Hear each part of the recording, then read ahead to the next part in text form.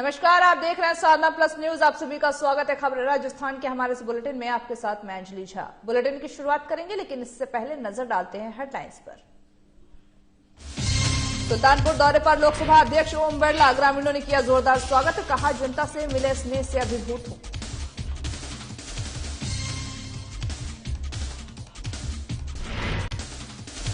जिला स्वास्थ्य समिति की हुई बैठक, जिला कलेक्टर डॉक्टर भारती दीक्षित ने की अध्यक्षता, योजनाओं से जुड़े संबंधित अधिकारियों को दिए निर्देश।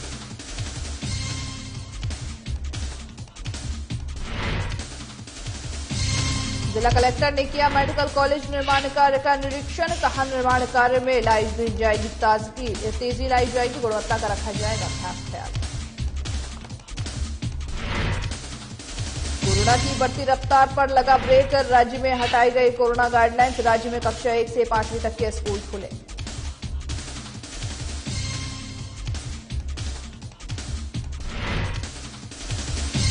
पुलिस को मिली बड़ी सफलता, 3 शातिर बदमाशों को किया गिरफ्तार, 270 नए मोबाइल किए बरामद।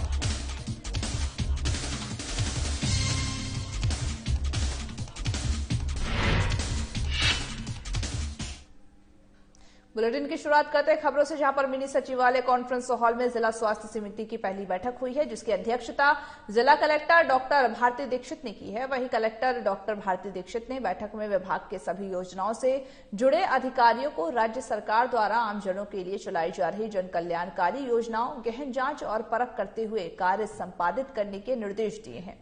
वहीं जिला कलेक्टर डॉक्टर भारती दीक्षित ने आगामी राष्ट्रीय पल्स पोलियो कार्यक्रम, जो कि 28 फरवरी से शुरू होना है, उसकी टास्क फोर्स की बैठक ली है। बताते चले कि बैठक में पल्स पोलियो में सहयोग करने वाले विभागाध्यक्षों ने भी भाग लिया है।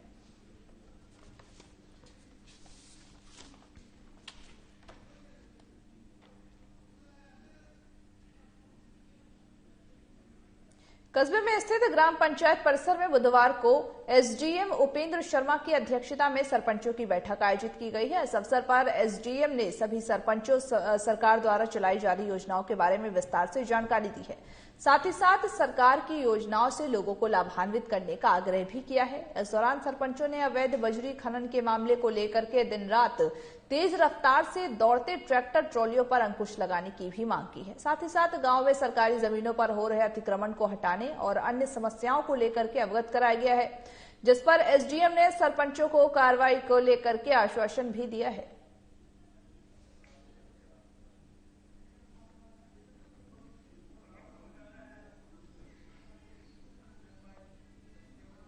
राजस्थान में आए दिन बलात्कार जैसी घटना रोज सामने आती रहती है। ऐसे में महिलाओं और नाबालिग मासूम के साथ दुष्कर्म हत्या की घटना को लेकर के पूरे राजस्थान में आक्रोश बढ़ता जा रहा है। इन घटनाओं को लेकर के युवा नेता शिव प्रकाश नागर की ओर से उनके साथ कई युवा शक्ति संगठनों और छात्र शक्तियों ने आक्रोश जताते हुए राजकीय महाविद्यालय से छात्रों ने पूरे इटावा के बाजार में अपराधियों के खिलाफ नारेबाजी की है और इसी घटना को अंजाम देने वाले बलात्कारियों को फांसी की मांग को लेकर के मुख्यमंत्री के नाम थाना अधिकारी को ज्ञापन भी दिया है।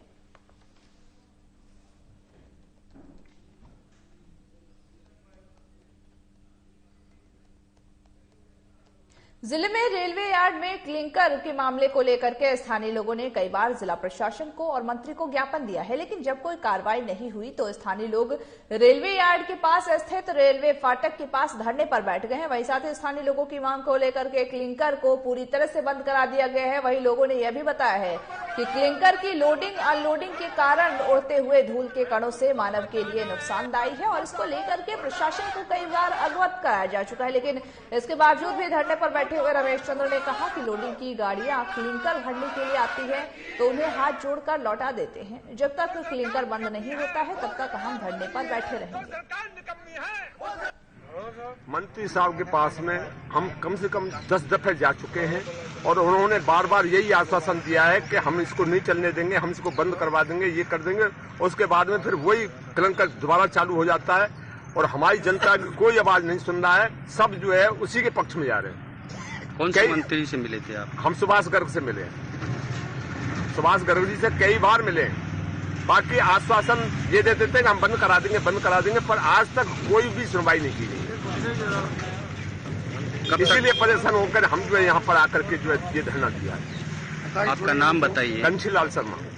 धरने पे बैठे हैं, यहाँ पर ये कलंकर खड़ता है, धूल उड़ती है, बीमारी होती है, सारे बच्चे आंखों में जलन वगैरह हो करके परेशान होते हैं। और 2 दिन है कि हमें धरने पे बैठे बैठे और इस गाड़ी आती है, उनको हम रोकते हैं, हाथ जोड़ते हैं, उनसे कहते हैं भैया हमने वचन दो, इसे कह के लौटाते हैं उन्हें शांति से। कब तक बैठोगे? जब तक ये कलंकर नहीं हटेगा, जब तक हम यहाँ से नहीं हटेंगे। हमारे सब बच्चे, बाल बच्चे, भैया रवानी सब नहीं बैठे धरने पे। क्या नाम है आपका? मेरा नाम रमेश चंद्र सोगरवाल।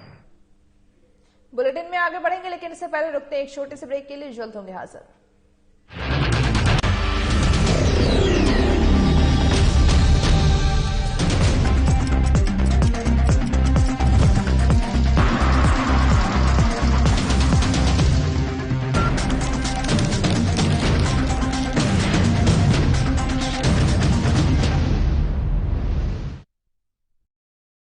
भाजपा का संकल्प है कॉलेज जाने वाली मेधावी छात्राओं को मुफ्त स्कूटी। फिर से कमल का बटन दबाएं, भाजपा को जिताएं।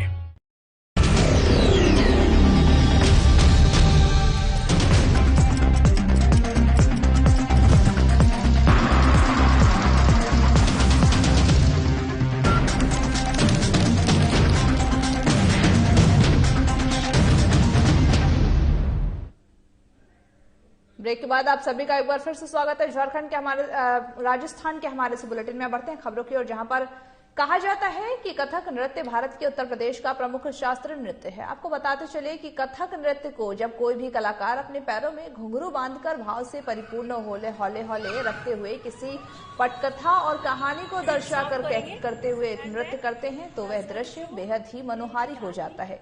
इसी कृत्य को करते हुए जयपुर शहर की शख्सियत मोनिका किसी भी मंच पर दर्शकों की आंखों के सामने आती हैं तो यूं मानो कि कहानी की जीवित पात्रों का और अविस्मरणीय दर्शन हो जाते हैं। जहाँ पर बता दें कि जयपुर शहर की ये जो मोनिका है, उन्होंने कथक नृत्य जिसको कहीं ना कहीं शास्त्रीय, इनको शास्त्रीय नृत्य के में उपाधि प्राप्त है। जैसे देख सकते हैं कि इस तरह से अपनी कला के द्वारा वो चीजों को दर्शाती है और ऐसा लगता है कि ये दृश्य जो होता है वो बेहद ही मनोहारी होता है। नारी शक्ति के रूप में अपनी पहचान बना रही मोनिका अग्रवाल आज कला के दम पर अलग ही पहचान बना चुकी है। यह एक कथक नृत्यांगना है जो कि कई टीवी सीरियल्स और साथ ही रंगमंच पर भी अपनी प्रतिभा के जलवे बिखेर चुकी हैं। बताते चले कि मोनिका अग्रवाल एक अच्छी नृत्यांगना होने के साथ साथ अच्छी गृहिणी भी है, जो कि अपना परिवार चलाने के साथ ही बच्चों को डांस सिखाने का भी काम करती हैं। आपको यह भी बता दें कि मोनिका अग्रवाल ने राजस्थान यूनिवर्सिटी से पीएचडी की है और 14 साल की उम्र में क्लासिकल डांस भी सीखा है। यही नहीं, मोनिका अग्रवाल के भीलवाड़ा में भी डांस क्लासेस संचालित होते हैं। वे पिछले 5 सालों से कोरियोग्राफर भी हैं और आज वह आर्मी पब्लिक स्कूल में डांस अध्यापिका के रूप में काम करती हैं। बता दें कि इन्होंने छोटी सी उम्र में ही नृत्य को अलग ही पहचान देना शुरू कर दिया है। मोनिका ने बिरजू महाराज जी के साथ भी काम किया है। इन्होंने अपनी प्रतिभा को बाहर निकाला और अपनी एक अलग पहचान बनाई है। मेरा नाम मोनिका अग्रवाल है और मैं डॉक्टर शशि सांखला गुरुजी की शागिर्द हूँ। अच्छा, उन्हीं से मैंने कथक डांस की तालीम ली है। हाँ, तो मेरा पहला सवाल आपसे ये है कि आपने आपके ये जो कथक डांस है, जीवन की शुरुआती डांस की शुरुआत इस हुनर को कैसे स्टार्ट किया, कैसे आपने यहाँ से शुरू किया? देखिए मैम, मैं जब 3 साल की थी तब मेरे फादर ने मुझे एक क्लास ज्वाइन कराई, जो क्लास राजा सवाई मानसिंह संगीत महाविद्यालय में चलती है। वहीं से मेरी डांस की शुरुआत हुई। एंड देन उसके बाद मैंने आरटीडीसी की तरफ से राजपूताना शेरेटन होटल में एक इंटरव्यू था। उस इंटरव्यू में कम से कम 30-40 गर्ल्स थी। उनमें से मेरा सिलेक्शन हुआ था। आरटीडीसी से मैं कैलकाटा में कोई बहुत बड़ा फंक्शन हुआ था, उस फंक्शन में मैं गई थी, वहां से मेरा सिलेक्शन हुआ था। जब मैं बहुत 6 साल की थी, बहुत छोटी थी, तब मेरे फादर मदर नहीं गए थे मेरे साथ में, तो मैं उन्हीं गुरु के साथ में वहाँ 7 डेज रही और वहाँ मेरे को एक बेस्ट डांसर का अवार्ड मिला। बहुत अच्छा। एंड देन उसके बाद फिर मैंने 10 इयर्स की एज में डॉक्टर शशि सांखला गुरुजी के सानिध्य में मेरे फादर ने मुझे वहाँ तक पहुँचाया। अच्छा। और उन गुरुजी को मेरे फादर तब से जानते थे जब हम पैदा भी नहीं हुए थे। तब मेरे फादर कहा करते थे कि शशि जी, मेरी बेटियां हुई या बेटी हुई, बेटा, उनको मैं आपके सुपूत करूंगा। और वही हुआ। मेरी छोटी बहन भी है, सिस्टर भूमिका अग्रवाल, वो बहुत अच्छी सिंगर भी है और बहुत अच्छी डांसर भी हैं। हम दोनों ने उन्हीं से तालीम ली है कथक डांस की। एंड उसके बाद धीरे धीरे मैंने छोटे छोटे प्रोग्राम शुरू करे, कोई इवेंट शुरू करे, लेडी संगीत में भी कहीं सिखाया। फिर धीरे धीरे मैं संस्कार पब्लिक स्कूल, और मेरी सबसे पहली जॉब थी step by step high school. वो मेरे लिए एक बहुत बड़ा अचीवमेंट था कि फर्स्ट जॉब बहुत अच्छे स्कूल में लगना है, बहुत बड़ी बात है। वहाँ मैंने 5 साल जॉब किया एंड उसके बाद मेरी मैरिज हो गई थी, तो आफ्टर 5 इयर्स मैंने ब्रेक किया। भीलवाड़ा मेरी, पर वहाँ भी मैंने 3 साल बाद जी अवार्ड, एक स्कूल है माउंट लिट्रा जी स्कूल, वहाँ मैंने डांस क्लासेस भी ली। एंड देन उसके बाद मेरा KV2 में यहाँ जयपुर में सिलेक्शन हो गया। मैं एक इंटरव्यू के लिए आई थी यहाँ पर। फिर उसके बाद KV2 से ही मेरी यहाँ वापस से कंटिन्यूसली स्टार्टिंग हुई। तो 1 ईयर मैंने यहाँ KV2 में अपना डांस बच्चों को सिखाया। एंड KV2 को नेशनल स्पोर्ट्स मीट का फर्स्ट, जब से ये खुला तब से फर्स्ट टाइम ऐसा था कि इसको एक अवार्ड मिला। और उसमें SMS स्टेडियम में मैंने 200 बच्चों को एक साथ डांस कराया था, एक ग्रुप। एंड देन उसके बाद मैंने आर्मी स्कूल में इंटरव्यू दिया एंड 7 ईयर से अभी मैं वहीं पर हूँ। अच्छा, आपने इतनी कम उम्र में एक अपने करियर की शुरुआत कर दी, बोले तो इतना कम उम्र में, और इन दरमियान आपको बहुत संघर्ष, बहुत सी ऐसी चुनौतियों का सामना करना पड़ा होगा। तो आपने ऐसा कैसे इन चुनौतियों को फेस करते हुए इस मुकाम तक पहुंचे? हम जब 5th क्लास में थे, मैं और मेरी सिस्टर दोनों ने साथ में ही हमने बहुत स्ट्रगल किया है। तब हम लोग स्कूल जाते थे। स्कूल में हमारी 4 o'clock छुट्टी होती थी।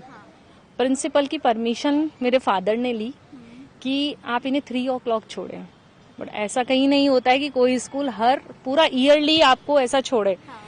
बट मैम ने परमिशन दी, क्योंकि मैं स्कूल में भी बेस्ट डांसर का अवार्ड जीतती रहती थी हमेशा। तो एक मैम, सब लोग टीचर्स हमसे बहुत प्यार करते थे, तो वो चाहते थे कि नहीं, ये कुछ कर रही है तो इसको हम आगे करें। तो फिर मैं 3 बजे वहाँ से ऑफ लेती थी, घर जाती थी, फटाफट से खाना खाया, खाना खा के एंड देन हम हमारी क्लासेस में जाते थे। तब तो वो एक टेम्पू और वो सब चलता था। तब तो बसेस वगैरह चलती थी। तब तो शायद ये हमारे और चीजें अवेलेबल भी नहीं थी। आजकल तो बहुत सारे साधन हो गए हैं।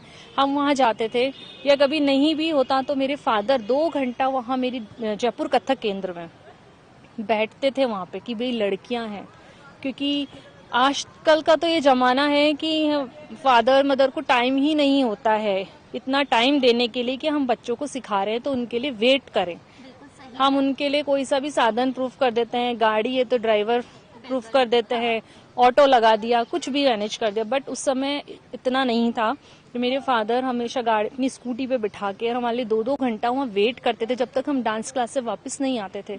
तो वो हमें वहीं वेट करके और हमें साथ लेकर जाते थे। तो और उसके बाद भी हमने बहुत स्ट्रगल किया। 10th का बोर्ड था, फिर 1 साल मैंने अपना डांस क्लास भी ड्रॉप किया। तब मेरा BA का एग्जाम हो रहा था वहाँ पे। तो मैम स्ट्रगल तो हमारी लाइफ में बहुत चलता रहा, लेकिन एक अच्छा मुकाम मिला। मैं ये और पूछना चाहूंगी आपसे कि आपकी जो प्रतिभा है, आपका ये हुनर है, इसमें सबसे ज्यादा किसको श्रेय जाता है कि जिसकी वजह से आप यहाँ तक पहुँचे हैं? किसको श्रेय जाता है आप यहाँ पहुँचे हैं और आपने एक अपना नाम बनाया है? आप एक डांस टीचर है, बच्चों को डांस सिखाती है, तो कौन रहा है? कहते हैं ना, सक्सेस के पीछे किसी न किसी का हाथ। मेरे फादर का। अच्छा, आपके फादर का। मेरे फादर ने बहुत स्ट्रगल किया। आज वो हमें नहीं ले जाते करते, तो उस जमाने में इतना फ्रीडम नहीं छोड़ते थे। तो फादर के अंदर था कि मेरे फादर तो खुद एक लेक्चरर है, म्यूजिक लेक्चरर, वीर बालिका कॉलेज, एंड इसके बाद इंग्लिश और मैथ्स के टीचर भी हैं। और एक हमारा खुद का अग्रवाल ट्यूटोरियल सेंटर के नाम से संस्था वो चलती, कोचिंग सेंटर। तो मेरे फादर के अंदर था। मेरे फादर काले खां साहब के शागिर्द हैं। वो तबला प्लेयर भी हैं, एंकरर भी हैं, म्यूजिक फील्ड से हैं। तो उन्होंने हमें किया, नहीं तो हमारी फैमिली में सब लोग एजुकेशन में हैं। देख, हम तीनों बहन भाई में ही म्यूजिक संगीत का माहौल रहा। तो फादर को ही पूरा श्रेय जाता है। अच्छा, तो हम यूँ कहे कि फैमिली बैकग्राउंड एक म्यूजिक से रहा है। मेरे फादर में था, तो इसलिए। डांस टीचर के साथ में एक आर्मी में आप वर्क भी करती हैं, गवर्नमेंट जॉब है आपकी, उसके बावजूद इतनी व्यस्त जिंदगी में आप कैसे समय निकाल पाती? मैम, इसका श्रेय तो मेरे हस्बैंड को जाता है सबसे पहले। वो इतना कोऑपरेटिव हैं, मतलब मेरे जो अवार्ड्स हैं या मेरे जो भी अचीवमेंट्स हैं, मुझसे ज्यादा वो देखकर खुश होते हैं कि उन्हें अवार्ड मिला है। और वो मुझसे आज भी ये कहाँ मिला, ये कौन है, ये किसने दिया, जो हम देखते भी नहीं कि इसके अंदर अध्यक्ष कौन है, संस्थापक कौन है, और वो उसको देखकर खुश होता है और उसके बारे में पूछते हैं। तो कभी भी मुझे शादी से पहले ही उन्होंने मुझे बोला कि जो करना है वो करो, बॉम्बे भी जाना है चलो, मैं साथ चलूंगा। तो ये बहुत बड़ी बात होती है और अब मुझे बिल्कुल फ्रीडम है, कोई दिक्कत नहीं है। फ्यूचर में क्या है आपका? फ्यूचर में यही है मैम, अभी मैं आर्मी स्कूल में हूँ और यही करना चाहती हूँ आज भी जॉब, और आगे म्यूजिक फील्ड, डांस फील्ड से मैं बच्चों को और कुछ सिखाना चाहती हूँ। बहुत सारी चीजें हैं जो मैं करना चाहती हूँ। आज की जनरेशन को आप क्या संदेश देना चाहते हैं आपके माध्यम से?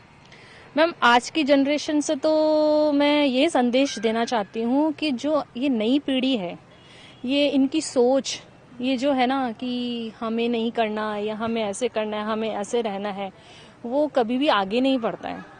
एक रेस्पेक्ट होना, खुद के लिए भी एक रेस्पेक्ट होना जरूरी है कि सामने वाले के लिए तो आपके लिए होनी ही चाहिए रेस्पेक्ट, और खुद के भी रेस्पेक्ट होनी चाहिए, तभी हम किसी चीज को, मुकाम को हासिल कर सकते हैं। केवल मनी से हम किसी को प्रभावित नहीं कर सकते हैं। आपका व्यवहार सबसे बेस्ट होना चाहिए। तभी युवा कोई भी हो, किसी भी फील्ड में हो, वो तभी आगे बढ़ेगा। कि आपने आपके जीवन में क्या अचीव किया है, ऐसा कुछ जो स्पेशली हो?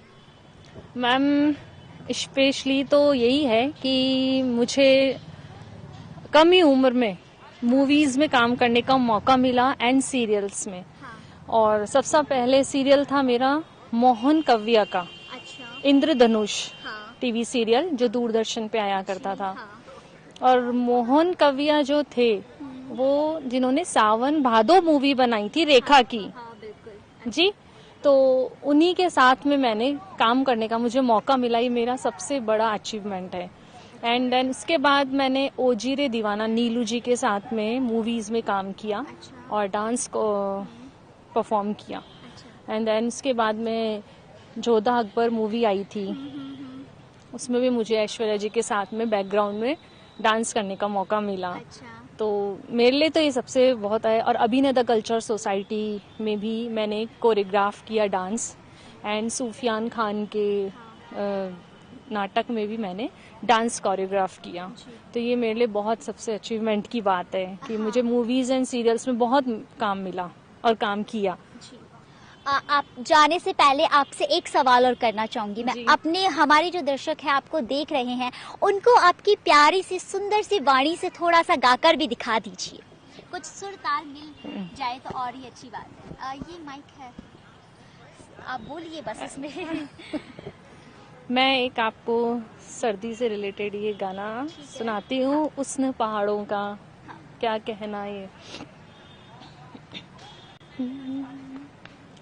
हुस्न पहाड़ों का क्या कहना, ये 12 महीने यहाँ मौसम जाड़ों का, रुत ये सुहानी है मेरी जान, रुत ये सुहानी है के सर्दी से डर कैसा, संग गर्म जवानी है।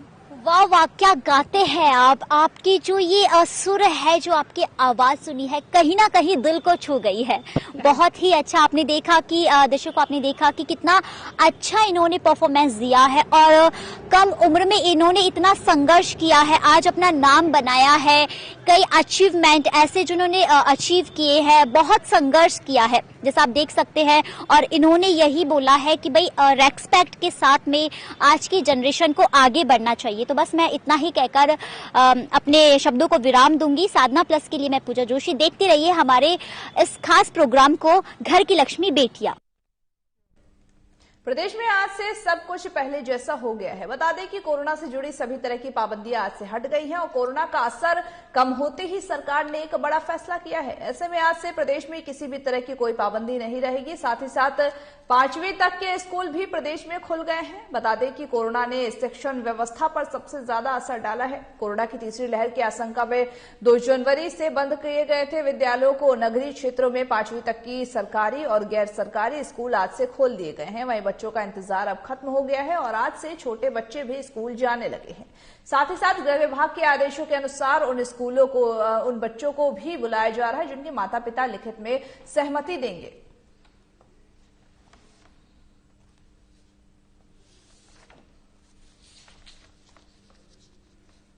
स्कूल चले हम, कोरोना हुआ कम।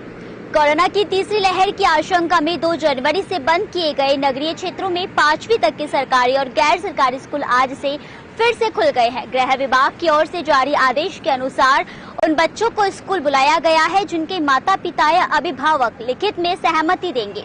छोटे बच्चों की वैक्सीन नहीं आने से सरकार ने ऑनलाइन और ऑफलाइन पढ़ाई विकल्प रखा है। संस्था प्रधानों को स्कूल में कार्मिक और शिक्षकों को वैक्सीन की जानकारी चस्पा करानी होगी। दूसरी ओर बच्चों को वैक्सीन नहीं लगने के चलते अभिभावकों की ओर से ऑनलाइन विकल्प को ही प्राथमिकता दी जा रही है।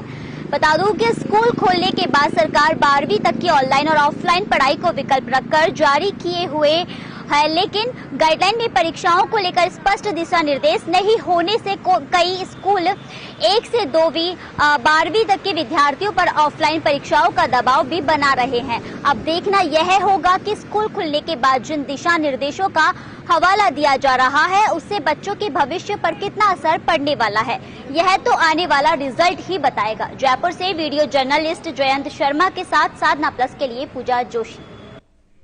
कोरोना की तीसरी लहर के मरीजों की संख्या कम होने के बाद राज्य सरकार ने कक्षा 1 से 5वीं तक के स्कूलों को खोल दिया है। दरअसल बता दें कि पूरे प्रदेश में पिछले 6 जनवरी से 1 माह 10 दिन के बाद बच्चों के स्कूल शुरू हो चुके हैं और प्राथमिक स्कूलों में कक्षा 1 से लेकर के स्कूलों में कोरोना संक्रमण अब काबू में है और अन्य व्यवस्थाएं जो है वो भी शिक्षा व्यवस्था की अब पटरी पर लौट रही है। बताते चले कि स्कूलों में कोरोना प्रोटोकॉल का पूरी तरह से पालन किया जाएगा। उसके साथ ही साथ जो बच्चे हैं वो भी वहां पर कोरोना प्रोटोकॉल के पालन के साथ ही पढ़ते हुए नजर आएंगे।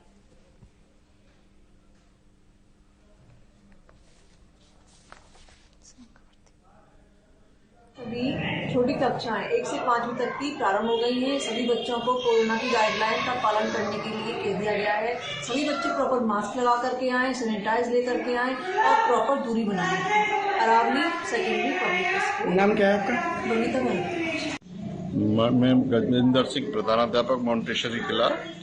आज राज्य सरकार के निर्देशानुसार कक्षा 1 से लेकर के 5वीं तक के बालकों के लिए क्लासें खोली गई हैं। आज पहला दिन है, बच्चे जरूर कम आए हैं, कोरोना की गाइडलाइंस का पालन किया जा रहा है और बच्चों से दूरभाष के आधार पर संपर्क किया जा रहा है ताकि कल से अधिक बच्चे आएं। सभी बच्चों को मास्क दिए जा रहे हैं विद्यालय की तरफ से। कोरोना गाइडलाइंस में सैनिटाइजर का भी उपयोग किया जा रहा है, सैनिटाइज करके और विद्यार्थियों को दूरी बना करके कोरोना के हिसाब से बच्चों को बैठाया जा रहा है। प्रयास ये किया जाएगा कल या परसों से सभी बच्चे आएं, जबकि राज्य सरकार द्वारा सभी बच्चों के लिए स्कूल खोल दिए गए हैं तो ग्रुपों पर ये सूचना प्रसारित कर दी गई है कई दिनों से। आज कम मात्रा में बच्चे उपस्थित हुए हैं। प्रयास ये किया जाएगा कि जल्दी ज्यादा से ज्यादा बच्चे आएं और पढ़ाई का सभी कोरोना गाइडलाइंस का पालन किया जा रहा है। पुलिस को मंगलवार के रात बड़ी कामयाबी हाथ लगी है, जहां पर बता दें कि पुलिस ने 3 शातिर बदमाशों को गिरफ्तार किया है। इनके पास से पुलिस को 227 नए मोबाइल फोन, 3 देसी कट्टे और जिंदा कारतूस भी बरामद किए गए हैं।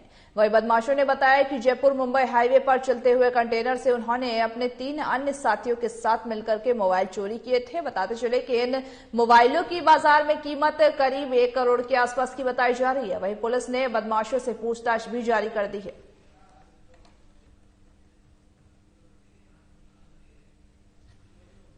निर्देशानुसार हमारी इफेक्टिव नाकाबंदी और अवैध हथियारों के खिलाफ कार्रवाई अलवर पुलिस मुस्तैदी से कर रही थी। उसी के बीच में थाना मालाखेड़ा पे एडिशनल एसपी ग्रामीण के नेतृत्व में सीओ अमित कुमार और एसएचओ राजेश मीणा और उनकी पूरी टीम को मुखबिर के द्वारा एक सूचना मिली कि एक संदिग्ध गाड़ी है जिसमें हथियारों से लैस बदमाश जो हैं वो आ सकते हैं। नाकाबंदी के दौरान इस स्विफ्ट गाड़ी को पकड़ा गया। जब उसकी तलाशी ली गई तो उसमें से 227 ओप्पो के न्यू फोन्स जो अभी सीरीज 7 के जो अभी लॉन्च भी नहीं हुए हैं मार्केट में 5G के वो मिले और 3 अवैध हथियार मय कारतूस भी उस गाड़ी में मिले। उन तीनों से इन तीनों अपराधियों को तुरंत डिटेन किया गया और इनसे जब पूछताछ की गई तो इन्होंने बताया कि एक कैंटर जो ये ओप्पो के नए फोन के जो सीरीज के जो फोन है ये लेके दिल्ली से रवाना हुआ था, उसको इन्होंने बीच में ही कंडक्टर और ड्राइवर की मदद से उस कैंटर में चढ़े और उनमें जितने भी डब्बे ये फोन्स के थे उनमें से फोन्स इन्होंने निकाल के पार किए और साथ ही साथ इनसे अभी आगे भी पूछताछ की जा रही है कि इनका कोई और आपराधिक रिकॉर्ड या पहले भी अगर इन्होंने ऐसी कोई लूट या इस तरीके की कोई वारदातें की हों तो उनका भी खुलासा होने की हमें पूरी उम्मीद है। खबरें राजस्थान के हमारे इस बुलेटिन में बस इतना ही। मुझे दीजिए इजाजत और तमाम बाकी खबरों के अपडेट्स के लिए देखते रहिए साधना प्लस न्यूज।